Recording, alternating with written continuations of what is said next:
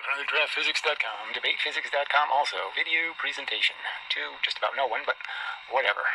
Google has not been very kind lately in terms of view numbers, but whatever. And these videos are not all this minute.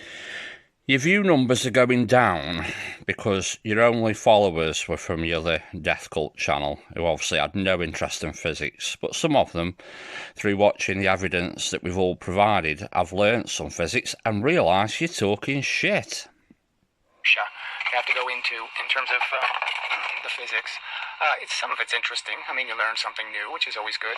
But it's so distant from the fundamental argument that what they need to prove is that it takes 25 times the fuel to move something 5 times as fast. 25 times the fuel, and that something moving 5 times as fast will do 25 times the work on something. I've shown you that something moving 5 times as fast requires 25 times the energy. You've avoided it like the plague because you can't debunk it, so you just pretend it doesn't exist. Subject. Now we'll move on to the disbar. Alright, so here's his pendulum experiment. And both images superimposed with their peak height, so over here, you can barely see it right there. Unfortunately, put the text almost over the experiment, which isn't a great idea.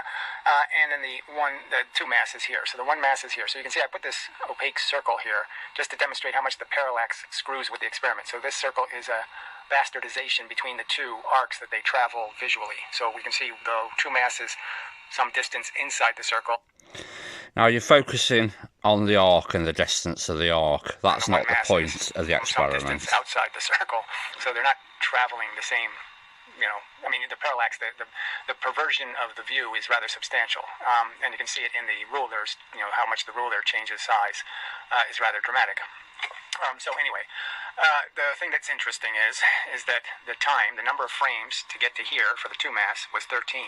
The number of frames to get to here was 13. So the time is the same, even though obviously the Wow, how fucking curious is that? So what you're saying is that they both moved in the same amount of time. One went to one height and the other went to twice the height in the same time. Distance is hugely different, and it certainly looks, sort of like this is like 80% of this. So it's pretty close to twice the distance. If you traveled it on the circumference of this circle, you would have. Yeah, but that's not the point of the experiment, is it? Again, you're focusing on the distance of the arc. What the point of the demonstration is that this bar showed is the heights, and you've just conceded that the two mass goes to one height and the one mass goes to two heights in the same amount of time. It has to move on an arc because it's a pendulum. So if we just took the pendulum out of the equation, just launched the masses straight up with the lever and the energy, the two masses would go one height and the one mass would go two heights. Do you understand? Traveled close to twice the distance to get to here, indicating twice the velocity, of course. And so. No, because it's not the distance of the arc; it's the heights they achieve. That's the point of the demonstration. This is the thing. You ask for experiments, we show them. You either completely ignore them, or you completely strawman them because you don't understand what's being presented to you.